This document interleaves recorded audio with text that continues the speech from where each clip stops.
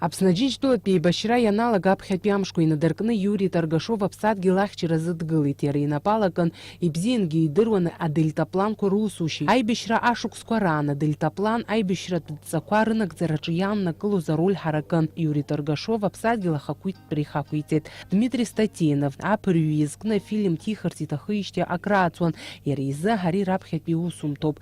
Иус мариамызт аматериалқәа реидкылара аԥшьымыз инарзынаԥшуа ус адызулон. Ипшаатәын имаҷымкәа архив ирҿцәажәатәын урҭ ахҭысқәа ирылахәыз ауаа. Таргашов ибзиан дыздыруаз ивагылаз иҩызцәа ҳәа азгәеиҭеит афильм автор. Изначально была идея написать статью, потому что я изначально пишущий журналист, но как-то все, руки не доходили, но вот спустя 3 года я решил снять именно кино, опять не просто документальное кино, но и с некоторыми такими художественными вкраплениями. В первой части мы рассказываем, соответственно, показываем, какая война была, да, то есть во второй части идет рассказ о дельтапланах, о том, что благодаря сухумским дельтапланеристам была возможность у абхазской стороны не только проверять локации грузинские, да, сверху, но и наносить удары с воздуха. То есть, и уже в третьей части идет подробная история о трагедии семьи, которую